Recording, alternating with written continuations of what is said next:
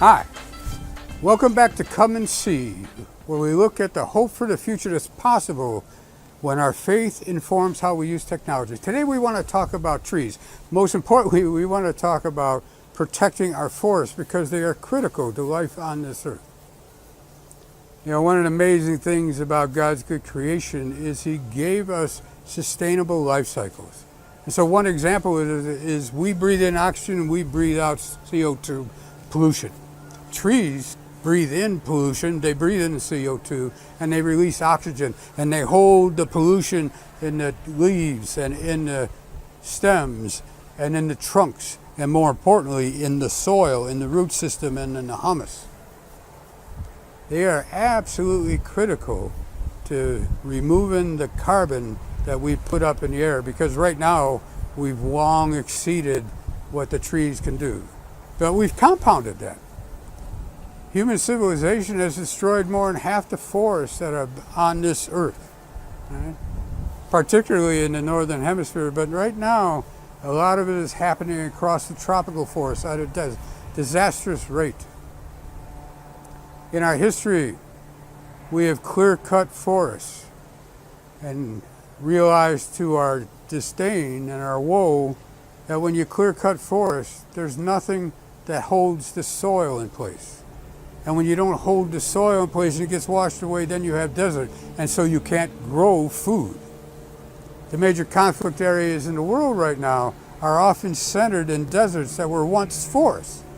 So if you look at Iraq and you look at the Middle East, all of those struggles for resources really are rooted in our abuse of God's good creation. Trees, we love the sun shade that they give us and the coolness that they give us, but more importantly, they also manage the moisture. So trees act as big moisture reservoirs, and so they hold it until we need it. They put it in the ground so that we can grow our crops. But we need to get a lot wiser about our use of them. Project Drawdown tells us that the carbon that is held in the ground and in the trees by the forest is 900 gigatons. And if that were to be released, there's not going to be a future for our kids. So we have to stop all the deforestation that's going on, because we reach this portion of the cycle where we're starting to have positive feedbacks, where we're going faster and faster into destruction. It comes from the planet warming up because of the pollution we put in. And so when the planet warms up, then the winters don't get as cold. And when the winters don't get as cold, the winters don't kill off the insects which destroy the trees. So in the boreal forest, there's billions of trees that have been destroyed just out of the borer bug. When we don't hold in the moisture, then the forests get dry, and then you have more forest fires, which burns the tree, which releases the pollution into the atmosphere. It's another cycle. But even more than that, in our interest in having cheap palm oil and cheap beef, we're clear-cutting forests along the tropics, and we're burning them. And so when we burn them, we release all of that carbon up into the atmosphere, and we increase our pollution. But we also destroy the soil that's holding in the pollution. Project Drawdown tells us that managing that resource, holding that 900 gigatons, and actually improving our forests so they hold more is the number one possibility for holding off global climate change. Sounds pretty important to do. The good news is we know how to do this. We know how to manage our resources so that we don't destroy old growth forests with all of that carbon they have in it. It takes taking the greed out of this and putting accountability into it. So the international agreements that require companies to only pull from managed reserves in a way, to only purchase palm oil from plantations that already exist rather than new ones that are being burned off.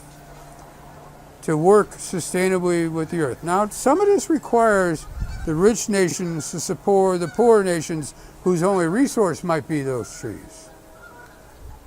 But there are international agreements. There's science and technology to manage this without causing further destruction. In fact, to replant so that the reserves of carbon keep getting sequestered at a greater level into the ground. In fact, this is something you and I can do. Think about it. Next time you take a plane trip, that plane trip puts a lot of carbon dioxide pollution up in the atmosphere. But there are nonprofits, there are charities right now that are willing to plant trees for you to offset that pollution. There's tools online that you can go to, carbon footprints and other tools, that can let you calculate just how much pollution you put up.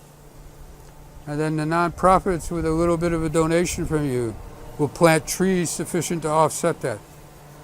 So we can still have a modern life within boundaries that respect God's good creation and allow sustainability for the future. You know, in the book of Genesis, in the 2nd chapter, we have the creation story once again told. And this time the poet, in the 2nd chapter, in verses 7 through 9, described God planting a garden in Eden, where he put humankind to care and tend for it, and there he planted trees. Trees of knowledge, trees of life. Maybe the most important thing for us to understand is our knowledge on how to care for creation that will ensure that we have a life, both now and in the future for our kids. We can do this. We can save 900 gigatons of carbon, tremendous amount. We need to keep that in the soil. We need to get about replanting trees and forests. We need to manage them. We need to have international cooperation. We need to remove greed from this equation and restore life. We can do this when we allow our faith to inform our technology. We can do this. For those of us that embrace the gospel, that hear the call of love a neighbor, we can do this. We'll see you next time on Come and See, where once again we'll look at what's possible when faith guides our use of technology. Take care. And faith is not in knowing, it's a willingness to learn. And faith is found in loving when there's nothing in return.